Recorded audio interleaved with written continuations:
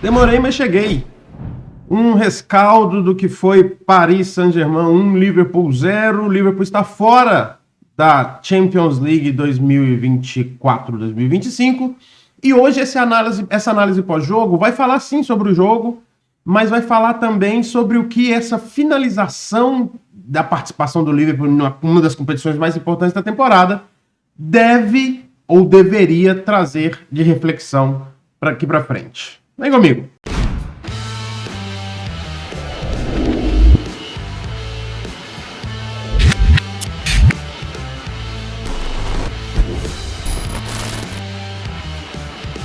Salve, caminhante, tudo bem com você? Aqui é o Nilo Santos, muito obrigado por você estar mais uma vez comigo aqui falando de Liverpool no nosso canal. Muito obrigado mesmo a todo mundo que vem acompanhando. Eu estava aqui dando uma olhada nos números. Nós estamos aí firmes e fortes na nosso objetivo, nossa meta de chegar a 6 mil caminhantes nessa temporada aqui. Ó. Se inscreve no canal se você não se inscreveu ainda, deixa o like, ativa o sininho, aquilo que você sabe que é de graça. Não de graça é o Pix, que você pode mandar para ajudar a gente. E aqui embaixo também tem um botão para se tornar membro do canal. Estamos quase chegando à marca de 60 membros. Muito obrigado a todo mundo que está se juntando e fazendo do Caminhantes algo rentável e... não é rentável, mas autossuficiente, né? O Caminhantes precisa se tornar autossuficiente no que diz respeito ao seu funcionamento e a gente está precisando muito da ajuda de vocês. Dito isso, gente, hoje esse não é um pós-jogo qualquer, porque você já ouviu muito falar sobre Liverpool, ou se você deve ter escutado VSR, Bruno Formiga, Claro Albuquerque, Fred Caldeira, Marcelo Bleckler, whatever, seja lá o comentarista que você gosta de ver aí na internet, você já ouviu muito ser falado sobre o jogo. E aí eu vou passar um rescaldo aqui rapidinho de que foi o jogo, porque eu acho que aqui num canal que fala especificamente sobre Liverpool, o que a gente pode ter mais é algo muito mais voltado ao que o torcedor do Liverpool deveria observar e pegar desse jogo, para além de toda a frustração e de tudo aquilo que as outras pessoas já viram que é a realidade do jogo. Então, falando rapidamente, muito rapidamente sobre o jogo aqui, o Liverpool vai a campo com Alisson, Arnold, Konaté, Virgil, Robertson, Gravenberch, McAllister e Szoboszlai, Dias, Jota e Salah. Ficou claro que o Gakpo não tinha condições de jogo, principalmente depois quando ele entra, né? E o Slot erra já de cara, ao meu ver, ao entrar no 4-4-2, no 4-3-3, perdão, que se tornava consistentemente e constantemente um 4-2-4 numa pressão que o Paris conseguia transformar em oportunidade de correr pelo meio-campo, que era um deserto de presença de jogadores do Liverpool, né? Eram dois jogadores cansados, principalmente o Gravenberch. Nós vamos falar mais especificamente quando a gente for falar das notas dos jogadores, tá? Dito isso, um jogo muito diferente do jogo que teve lá na França, e acho que aqui a gente tem que deixar muito claro, o melhor time na eliminatória passou, o PSG foi muito melhor, mas assim, foi um atropelo na França, a gente não precisa ficar falando muito disso aqui, e o PSG, no mínimo, e aí para dizer bem claro mesmo, no mínimo equiparou as forças no jogo em Anfield, para não dizer que eles foram melhores, porque o jogo em Anfield não teve 90 minutos, ele teve 120 minutos, então se você considerar os 30 minutos da prorrogação e todo o equilíbrio que ocorreu no tempo normal, com eles tendo as melhores chances, inclusive no tempo normal, por mais que a gente teve sim algumas boas chances, mas talvez em número de chances eles tiveram mais chances do que a gente ainda e parecia mais perigoso do lado deles. Então eu posso dizer que inclusive num jogo de 120 minutos em Anfield o PSG também jogou melhor. Então no todo o PSG jogou melhor do que o Liverpool e passou, teve justiça, houve justiça na eliminatória entre Liverpool e PSG, passa aquele que jogou melhor. E o Liverpool errou, ao meu ver, sempre ao meu ver, tá, gente? Eu não sou o dono da verdade. Errou, ao meu ver, na estratégia do 4-3-3, errou, ao meu ver, na demora em trocar, errou, ao meu ver, em insistir com jogadores que não rendiam, e com isso o Liverpool não consegue fazer um mísero gol no Paris, em Anfield, jogando em casa, com o apoio da sua torcida. Torcida essa que nós temos que aqui salientar que fez o seu papel, cantou pra caramba, não teve aquele negócio de torcida visitante dominar as ações de clima, de ambiente. A torcida do Liverpool apoiou demais, e o Never Walk Alone bizarro e maravilhoso antes do jogo, durante o jogo também, ali no finalzinho, quando estava indo, acho que para prorrogação, maravilha o Never Walk Alone. Outras canções, Liverbird Upon My Chest, tem sido a canção dessa temporada, né? Para quem não conhece, a Liverbird Upon My Chest, We Are Men, Shank It Best. Essa música, né? Que fala que nós tem um Liverpool no meu peito, tem um Liverbird no meu peito, nós somos os homens de Shankly, nós vamos jogar no modo Liverpool e vamos vencer campeonatos em maio. E é uma lógica, nós vamos realmente fazer isso. Acho que está muito mais que claro para todo mundo que nós vamos levantar uma taça importantíssima, um troféu importantíssimo em maio. Mas, para além disso, a torcida fazendo a sua parte, o Liverpool errando em tudo isso, o Liverpool foi desclassificado na decisão por pênaltis, onde nós temos aqui... Gente, vou salientar todas as vezes, eu o considero um dos melhores da história, fez uma exibição antológica na semana passada, uma outra exibição muito boa nesse jogo também, dessa última terça-feira, e Alisson Becker tem essa característica de não ser o goleiro mais destacado em decisões por pênaltis. Ele mesmo disse que foi a primeira decisão por pênalti em Anfield, na carreira dele do Liverpool, que é extensa, né? Isso fica muito claro por causa que ele, devido ao fato dele não jogar os jogos de Copas, então o Kelleher fez muito essa questão de decisão por pênaltis. Outras ele decidiu fora de casa, como na UEFA Super Cup, né? Não, na UEFA Super Cup foi o Adrian que venceu, que inclusive pegou pênaltis. Ele faz na Taça da Inglaterra, né? Quando a gente vence, mas com o Chelsea chutando bolas para fora ali, se não me engano, Mason Mount erra aquela batida. Mas ele também já defendeu batidas do Jorginho, que era tido como indefensável, a batida do Jorginho quando ele jogava pelo Chelsea, também do De Bruyne lá no Etihad Stadium, enfim. Mas é conhecido de todos que o Alisson não tem em decisão por pênaltis a sua maior característica. E eu não vou ficar aqui diminuindo o Alisson por causa disso. É uma característica. Se vocês soubessem o quanto o Goicoechea frangava, tomava gols bizarros durante os jogos, mas ele era um monstro pegando pênaltis. Estou falando de Goicoechea, goleiro dos anos 90, talvez muitos de vocês não saibam nem quem é esse cara, mas é um lendário pegador de pênaltis argentino. Podemos citar um outro agora, Emiliano Martinez, outro cara que apareceu assim, pegando pênaltis absurdamente para a Argentina, mas que já levou seus frangos absurdos, seja pelo Aston Villa, seja pela própria seleção argentina, e por aí outros tantos. Eu posso citar aqui para você o Dida, para alguns, o melhor goleiro da história do Brasil. Muita gente tem ele como esse cara. Eu o vi jogando em campo pelo Cruzeiro, lá em Belo Horizonte. Eu o vi pelo Milan. Ele é um monstro absurdo em quase todos os quesitos. Ele pegava pênalti como ninguém, apesar que nós vencemos ele numa disputa de pênaltis em 2005, no Milagre de Istambul, mas pegava pênalti como ninguém, seja no Cruzeiro, Corinthians, Vitória,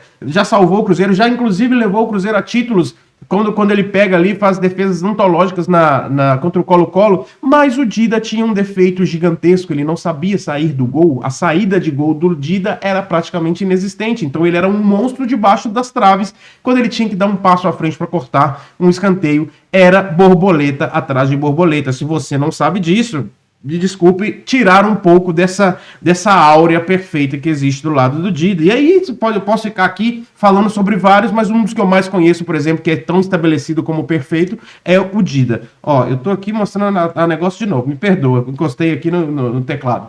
Mas o fato o Alisson tem essa não característica de pegador de pênaltis. Então acaba tendo que...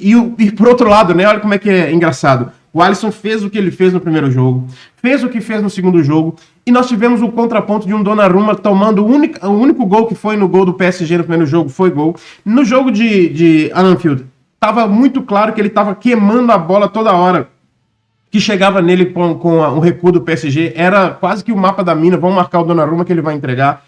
Ele até fez algumas defesas importantes durante o jogo, mas quando chegou nos pênaltis, apareceu o monstro que é Didi Donnarumma. Inclusive, aqui na Itália, ele é tido como um dos maiores da história em termos de pegar pênalti pela seleção Azzurri. E querendo ou não, é aquele negócio, né? Quando foi para os pênaltis, a gente já bate o olho assim. Isso não tem a ver com ser pessimista, não tem a ver com ser otimista, não tem nada a ver com isso. Tem a ver com entender que acontece na normalidade? Quando foi para os pênaltis, gente, na minha mente era, a normalidade é o PSG passar. E não tô falando nada dos batedores, é somente pegando os dois goleiros e as suas características. O Donnarumma, ele é quase como o Dida era nos anos 90, 2000, em termos de pegar pênalti. Aqui na Itália, ele é tido como um monstro em termos de pegar pênalti, já, enfim, Eurocopa tá aí para dizer, etc. É o Donnarumma. E aí apareceu e eles passaram nos pênaltis. Vou falar mais das cobranças, calma, durante as notas. Porque agora eu queria tirar um tempo. Gente, esse foi o jogo, tá? Esse foi o jogo. Não vou ficar, como eu disse, esmiuçando demais o jogo, porque acredito que a maioria de vocês viram. Quem não viu, esse vídeo está saindo 2 dias depois do jogo, então ontem você já passou o dia, provavelmente, como eu disse, vendo Marcelo Beckler, Fred Caldeira, VSR, etc., Jorge Igor, etc., tanta gente boa falando sobre o jogo em si. Então, você viu o jogo, você viu comentaristas esmiuçando sobre o jogo, eu tô aqui hoje, quero tirar um tempo para falar sobre, tá, e agora? E não tô falando e agora no sentido, e a Carabao Cup domingo, e a Premier League o resto do ano, não. E agora? O que essa Champions League fala com a gente? Porque nesse canal aqui, e eu quero já deixar isso claro desde o início, porque eu tô vendo já a galera começando, eu já tô conseguindo ver os caracteres aqui embaixo na caixa de comentários, da galera falando assim, agora você fala. Quando a gente falava, você achava ruim com a gente, porque você falava que a gente estava sendo impaciente. Não. Aqui nesse canal, a gente tem uma política, vamos dizer assim, eu tenho um modo de agir, que é o seguinte... Eu não vou vir nunca aqui, durante um belo dia de março qualquer, e falar assim, para a gente ganhar Carabao Cup, a gente tinha que contratar. Sabe por quê? Porque a janela de transferência está fechada. Não adianta eu dizer isso. É bater em morto. Bater num saco de areia. Não vai resultar em nada prático. Mas a eliminação da Champions League fala muito sobre a nossa atitude pregressa e posterior no campo das contratações. Por quê? Porque a Premier League está praticamente ganha. E se não está ganha, para aqueles que gostam de taxar mesmo no matemático, se ela não está ganha na prática, o que a gente tem para dizer é que ela está, com o time que a gente tem todas as condições, não precisa de mais nenhuma peça para a gente ganhar a Premier League no cenário atual. A gente precisaria perder 15 pontos em 30 de vantagem, e ainda assim estaria empatado. Nesses 15 pontos teríamos que perder a questão do saldo de gols também, eu acho que daria certo, né? Porque pensar de perder ali, esses jogos todos talvez daria certo já para o Arsenal em termos de saldo de gol, mas o fato é, esse time ele já provou ser constante o bastante, principalmente sem jogos durante a semana, o que vai nos dar um grande descanso de jogo a jogo. Nós vamos jogar um jogo na quarta-feira contra o Everton, em abril, depois vamos jogar no domingo. Aí perto, né? Opa, jogo muito perto um do outro. Beleza, depois desse jogo, outro domingo. Então uma semana de descanso. Outro domingo, mais uma semana de descanso. Outro domingo. Inclusive, em abril nós vamos jogar só no domingo, fora o jogo contra o Everton. Claro, a Sky Sports pediu todos os jogos do Liverpool para transmitir aqueles que serão os jogos do campeão, do futuro campeão inglês. Então, o Liverpool, com o elenco que tem, com tempo para descanso, para maturação de elenco, para treinamento, para etc., gestão física, o Liverpool será campeão inglês. Então, não quer dizer nada em termos de contratação, no sentido de falar sobre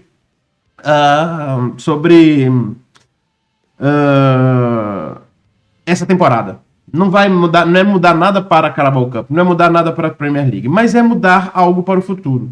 Porque a eliminação da Champions League para o Liverpool, ela fala muito mais sobre contas sendo pagas lá atrás, contas a pagar lá na frente. É uma série de coisas que vão desencadeando. Começa desde a cultura Klopp e formas de contratar e etc. FSG envolvida na forma de gerir o clube. Eu vou dizer aqui para vocês, e vocês podem apedrejar o quanto queiram aqui na caixa de comentário. O Liverpool é um dos times com melhor gestão financeira dentre os times da Premier League.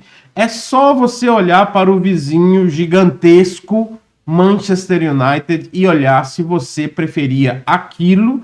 E aquilo que eu tô querendo dizer é o time que mais contratou, o time que mais tem diferença entre contratação e venda, o time que mais foi lá e depositou dinheiro e conseguiu comprar jogadores com cifras absurdas e conseguiu não precisar de disputar Bruno Fernandes com ninguém, Antony com ninguém e whatever, quantos outros você quiser dizer, você quiser colocar, entre contratações de Cavani, Falcão, Di Maria, Schweinsteiger, poderia ficar aqui falando por diversos outros nomes que já soaram, já foram pintados aqui no Liverpool, inclusive.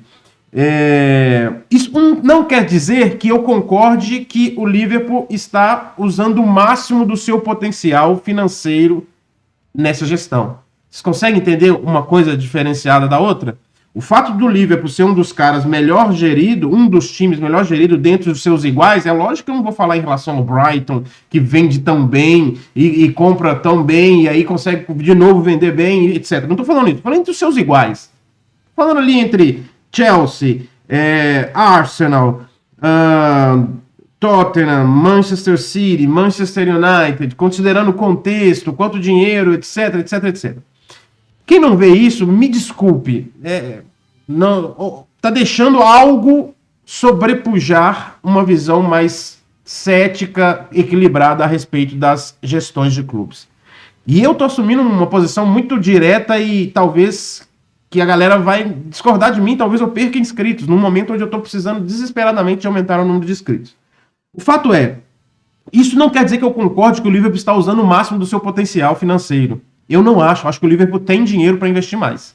O Liverpool deveria se posicionar de uma maneira mais assertiva e impositiva no mercado, no sentido de ir lá e comprar aquilo que ele precisa. O Liverpool deixou de comprar o que precisa algumas vezes. O Liverpool não tem um reserva para a posição de volante há algum tempo. Nós estamos pedindo aqui nesse canal, desde 2019, um substituto para o chamado primeiro volante, posição 6, Fabinho, agora Gravenberch. Essa posição não tem reserva há muito tempo. Há muito tempo. Há muito tempo. Então, a gente precisa muito de entender que não é porque não está se impondo no mercado que o Liverpool também tem aí uma situação onde ele é mal gerido. Uma coisa não quer dizer a outra. Então, eu acho que o Liverpool colhe nessa Champions League, nessa eliminação, um grande fruto ruim daquilo que ele fez mal nos últimos anos. E quando você tem o anúncio da saída do Klopp, você tem um adiamento daquilo que poderia ser um avanço. O que eu estou querendo dizer? Era impossível você trazer um técnico para começar a trabalhar a janela de transferências, a montagem de elenco, antes do Klopp sair. Era impossível. E aqui, gente, não adianta espernear, não adianta achar que vai fazer mágica. É loucura. A gente poderia entrar nessa celeuma e ir lá fazer parte dessa grande número de gente, podemos chamar aqui de massa, né? Dessa grande massa que clama que o Liverpool vacilou na última janela de transferências. É impossível, em termos práticos, normais, de você falar assim, beleza, como é que você faria? Você traria o Slot com o Klopp trabalhando? O Slot ficaria de auxiliar do Klopp? Você faria o Slot trabalhar remoto, pensando no Feyenoord, pensando no Liverpool? O Richard Hughes deveria ter contratado, deveria ter montado já o elenco, sem o aval do técnico? Não, ele deveria estar trabalhando, o Slot deveria fazer isso sem conhecer direito o Liverpool, sem conhecer os jogadores. Era possível o Slot conhecer o Jones, o Elliott, o Quansah, estando lá no Feyenoord, sem viver o dia a dia, só por VT, só pelo vídeo. O Klopp deveria passar os feedbacks, o Slot deveria acatar o feedback do Klopp como verdade. É possível. Gente, não é possível. Não é possível. Tudo que passar, todas essas ideias, é uma ilusão, é uma coisa lúdica que passa da realidade. Me desculpem, passa da realidade. A realidade é, o técnico só chegaria depois do Klopp sair. O Liverpool passaria por um enorme impacto emocional na saída do Klopp. Tudo estaria voltado para lá e por mais que o Richard Hughes já tivesse chegado, já tivesse fazendo a transição, já tivesse cuidando, o que ele estava cuidando e deveria acertar e precisava acertar era na mudança do técnico. Alô? Alguém duvida que o Liverpool acertou em cheio na mudança de técnico? Me desculpe. Não tem como negar. É só mais uma vez a gente olhar para os nossos vizinhos, e aí aqui a gente pode abrir o leque para quase todos os vizinhos. O Manchester City a gente ainda vai ver, que eles ainda vão passar por isso. Talvez eles olhem para o Liverpool e acertem na mudança de técnico deles. Mas o Arsenal, quanto tempo sofreram depois da saída de Arsène Wenger? O Tottenham, quanto tempo não se ajeita com um técnico? Talvez o Pochettino foi o que mais chegou perto de se acertar, mas depois disso é uma ladeira abaixo atrás da outra.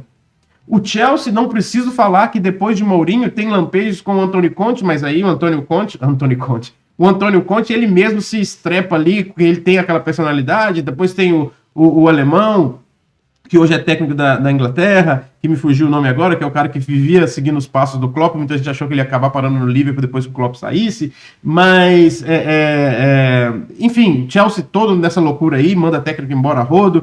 O Arsenal, já falei do Arsenal, depois da Arsène Wenger, e o Manchester United tá aí até hoje. Eu não preciso falar nada. Talvez agora eles estejam com o melhor prospecto de técnico que eles já tiveram durante todo esse tempo que eles estão tentando ressurgir depois do Sir Alex Ferguson. Mas o buraco já está tão fundo lá que vai saber se esse técnico vai sobreviver à pressão que precisa sobreviver para conseguir realmente colocar um trabalho em andamento. O Liverpool acertou em cheio. Meus amigos, o Liverpool vai ganhar a sua 20ª taça, o seu 20º campeonato inglês, um ano depois do seu maior técnico desde Bob Paisley, sair. Você tem noção disso? Tivemos Shankly, colocou as bases, venceu. Tivemos Paisley, o maior vencedor, que eu não sei por que não entra nos papos, nas conversas de maior ao lado de Ferguson. Todo mundo se esquece, Mourinho, Guardiola. Todo mundo se esquece que teve um cara que arrebanhou a pancada de título inglês, a pancada de Champions League, assim, ó, ganhando como se fosse normal. Todo mundo se esquece. Mas, enfim, Paisley. O maior depois desses caras se chama Jürgen Norbert Klopp. A saída de um cara desse, depois de 9 anos, refundando um clube culturalmente, animicamente, tecnicamente, filosoficamente. A saída desse cara, um ano depois da saída dele, nós estamos ganhando o título da Premier League. Aqui você pode querer diminuir esse feito de qualquer forma que quiser. Ah, porque os adversários estão fracos, o City não é o mesmo, o Arsenal não tem... É o Arsenal é o Arsenal. Não teve com quem competir, blá, blá, blá, blá. Sinceramente, me desculpe a sinceridade, não me interessa o quanto você queira diminuir. Ninguém desses pares que eu acabei de citar aqui chegou perto de ter um sucesso como foi a transição de Klopp para Arne Slot. Ninguém. Com isso, vou dizer para vocês, o trabalho que deveria ter sido feito na última janela de transferências foi feito com maestria. Precisávamos de um novo comandante. Esse novo comandante terá como primeiro ato agora a próxima janela de verão. Ah, mas e o inverno? Sério, eu vou ter que realmente explicar de novo? Não, né? Então tá bom. Na janela de verão. E o Liverpool colheu na eliminação da Champions League, agora eu vou conectar os assuntos, que eu acho que eu fiz uma grande explanação aqui. O Liverpool colhe na janela da eliminação da Champions League frutos de ter abdicado de trabalhar na última janela de verão, nessa janela de inverno, na transição muito bem feita do comando.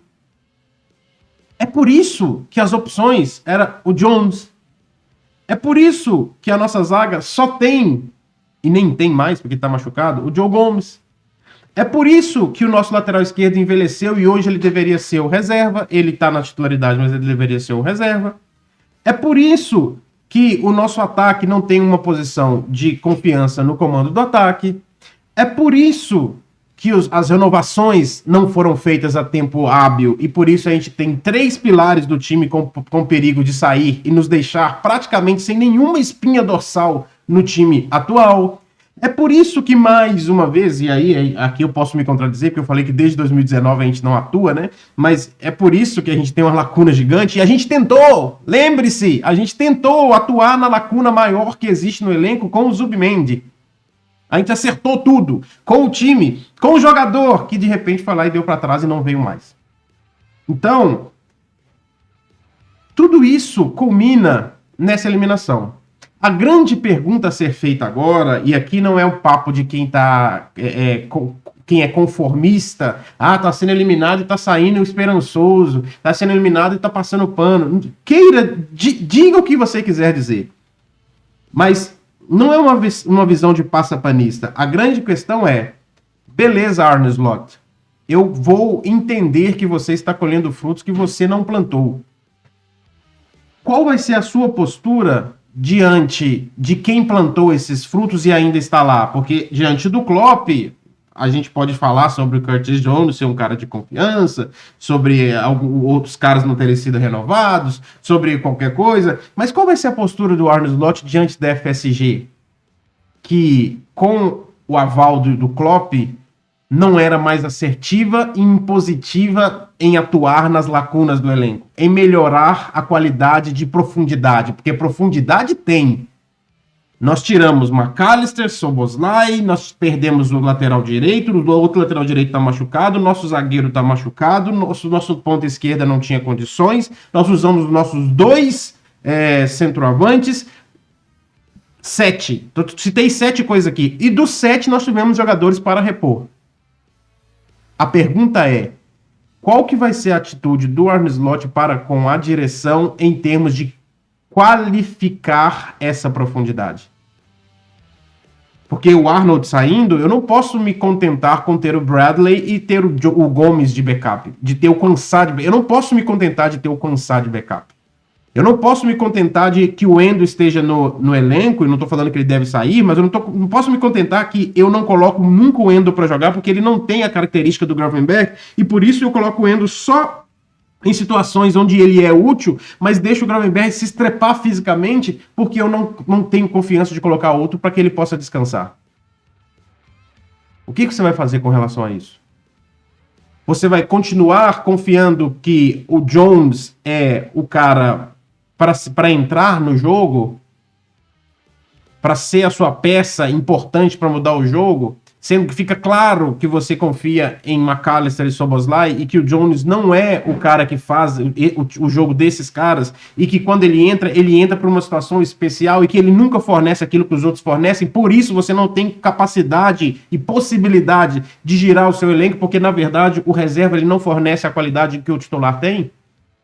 Você vai fazer isso, Arne Slot? Porque se você fizer isso, aí você vai estar plantando um fruto ruim que você vai colher depois. Que é o que você colheu agora.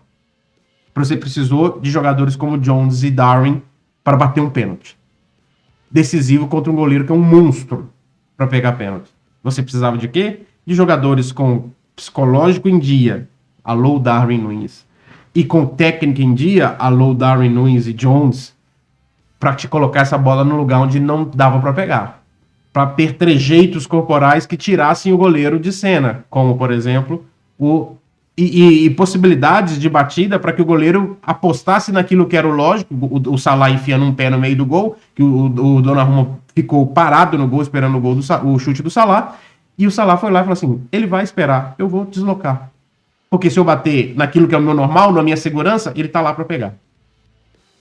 Enfim, até quando você não vai dar ao seu jogador, melhor jogador, a possibilidade de ser apagado em jogos mata-mata de Champions? Porque com ele apagado, com peças ao lado fornecendo opções, nós chegamos à final de Champions por 3 vezes. Ganhamos uma. E o Salah, atuação memorável, foi só lá contra a Roma. Só lá que ele fez a atuação memorável. Contra o City, não foi tão memorável assim. Naquela vez que nós chegamos lá também. Contra o Barcelona, no momento mais específico, ele nem participou. Pelo contrário, na ida ele erra um gol sem goleiro. Contra o Porto, não vou falar nada. Contra o Bayern, todo mundo se lembra, Mané foi o nome do jogo. Na final, um gol de pênalti e sem ter aquele brilho de pegar para si a responsabilidade. O time como um todo jogou coletivamente e venceu aquele Tottenham. Então, por que você não tem um Mané?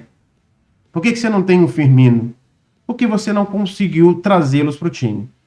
Então, que o Slot aprenda com essa eliminação e que haja com assertividade na janela de transferências e diante da sua diretoria para que ele não colha frutos ruins e que a gente não siga nesse ciclo de plantar sementes ruins para colher frutos ruins depois. E olha aqui que estou usando a nomenclatura ruins para não falar medíocres, porque talvez o correto seja falar medíocres, porque os caras estão ali na média. Para passar do ponto de uma Premier League excelente, mas que exige o máximo físico de todos os seus jogadores, você precisa mais do que peças medíocres. Você precisa de peças de classe mundial no seu time titular e peças acima da média como reserva. Se a gente continuar plantando peças medíocres, sementes medíocres, a gente vai colher frutos medíocres.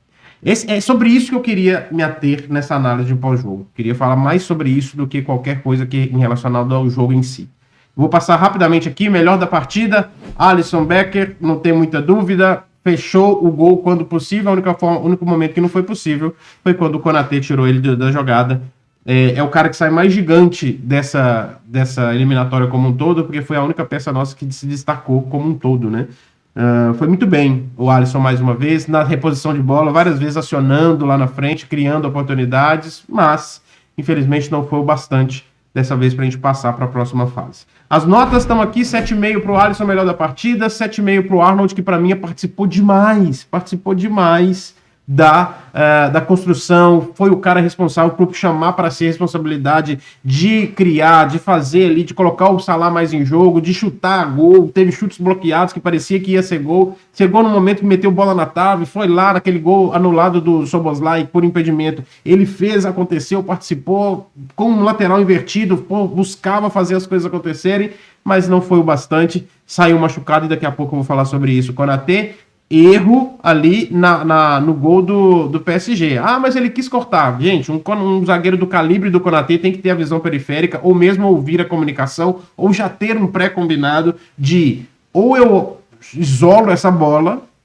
que ele esperava?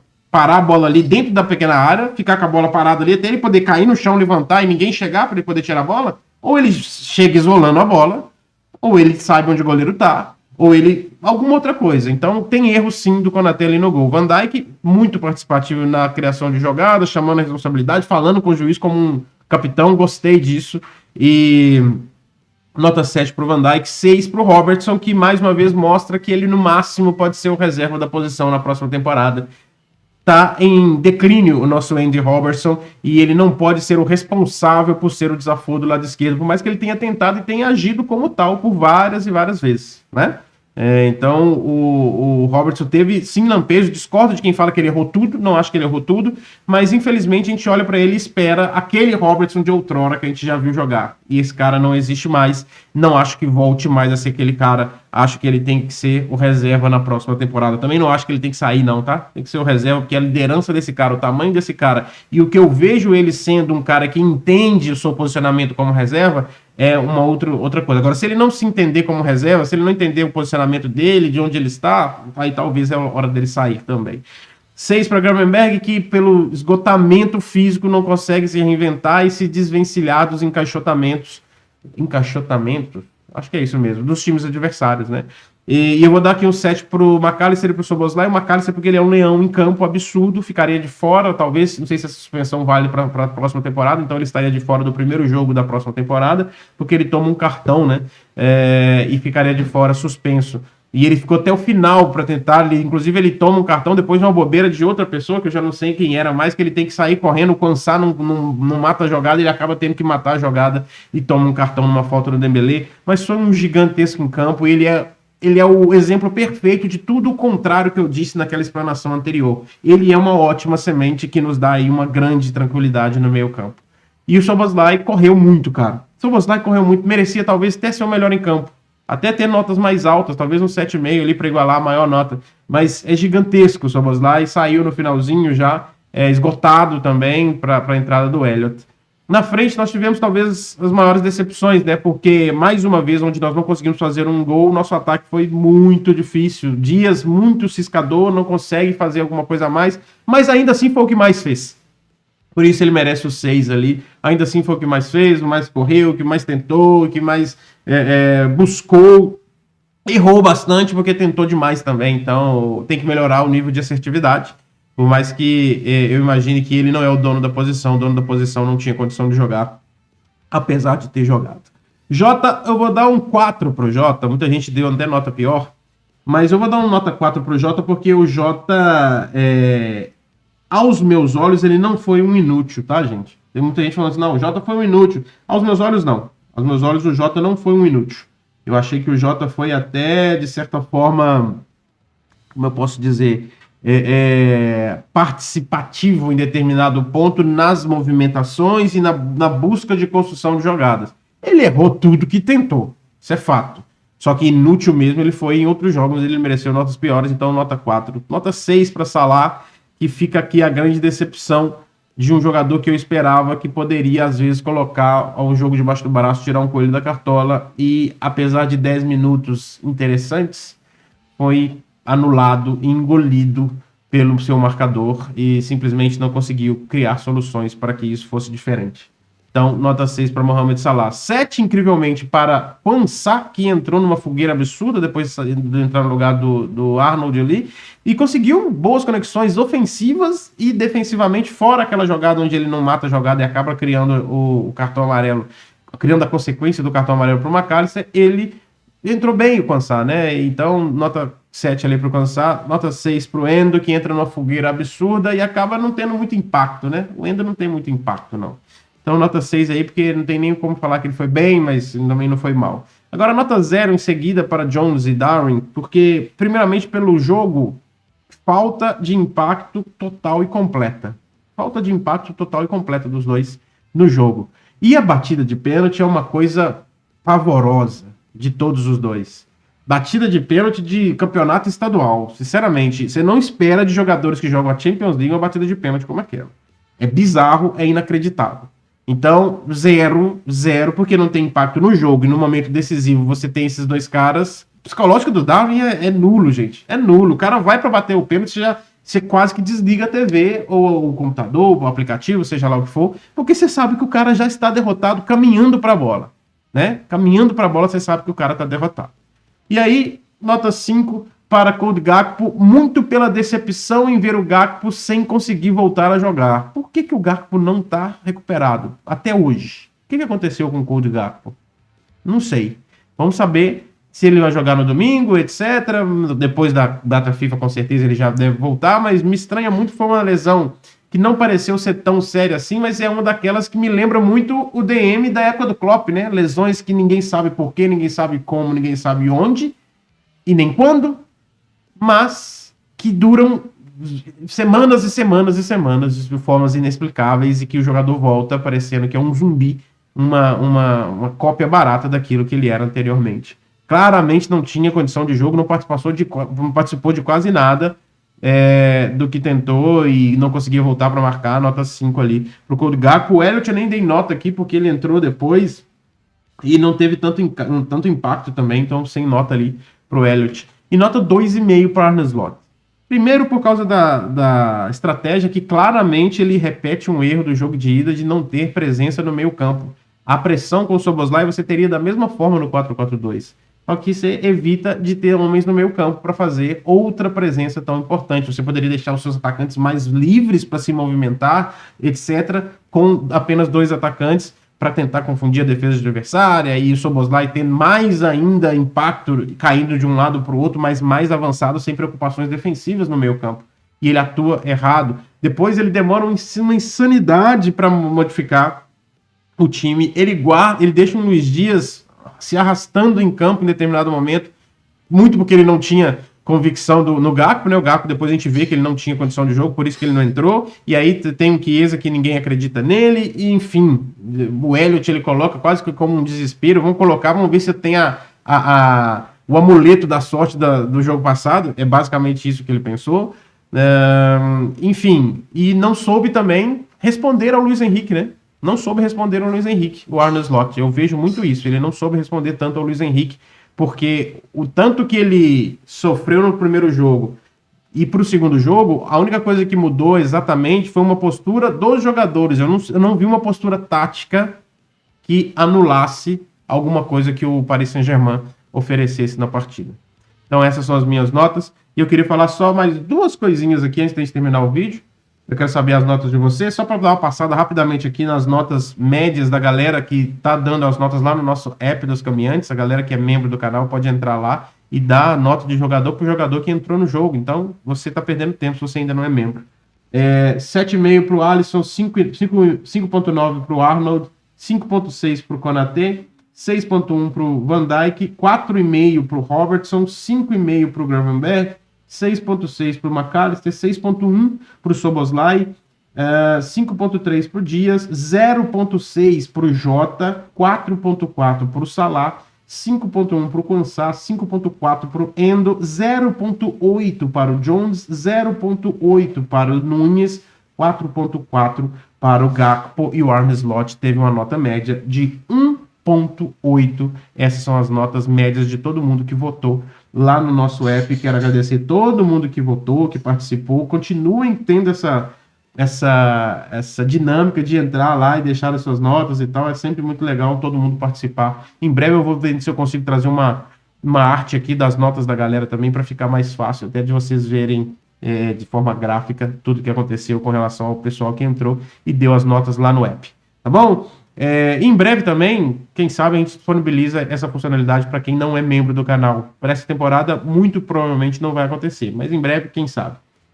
As duas últimas coisas que eu queria falar é o seguinte. Sobre o Salah. O Salah não fez a parte dele como esperávamos. O Salah foi taxado de pipoca por alguns jogadores, por alguns torcedores na live. O Salah foi tido como na Champions ele não serve, etc.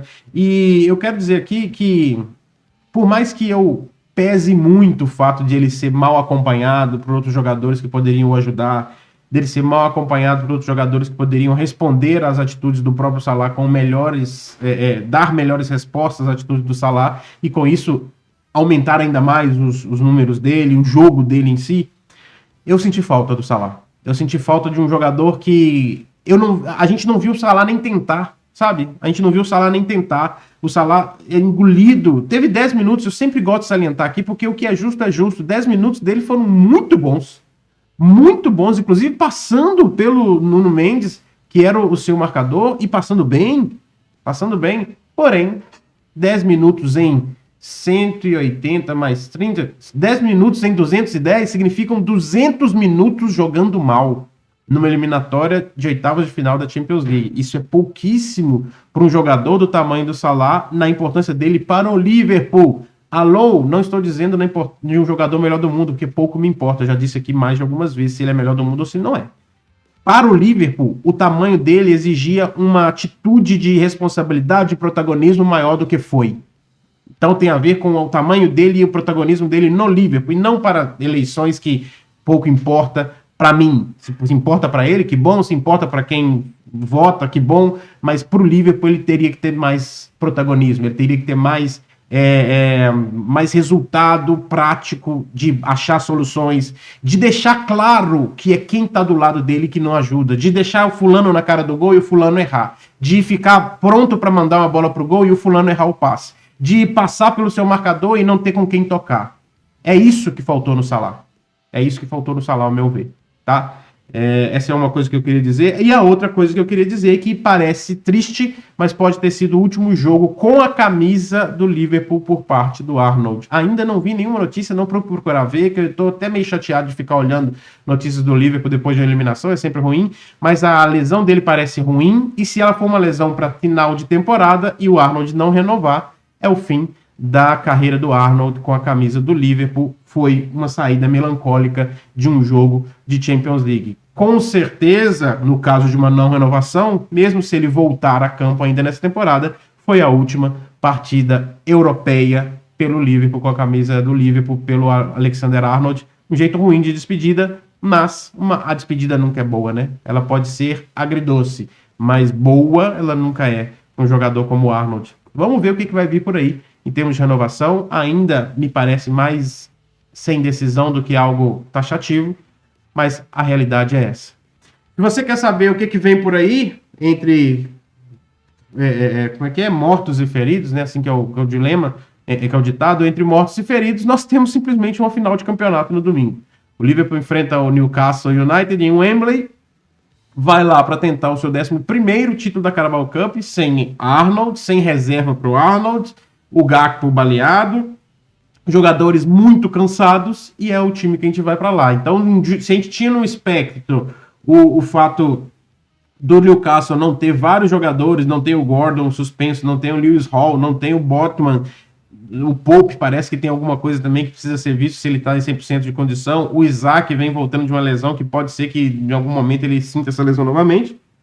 Agora nós temos no outro lado um time baleado emocionalmente e fisicamente. Então, não é que tá fácil para ninguém. Não tá fácil para ninguém. Essa é a grande realidade e assim que será a final da Carabao Cup. E amanhã tem pré-jogo aqui nesse canal para falar de final de Carabao Cup, para esmiuçar um pouquinho mais esses detalhes.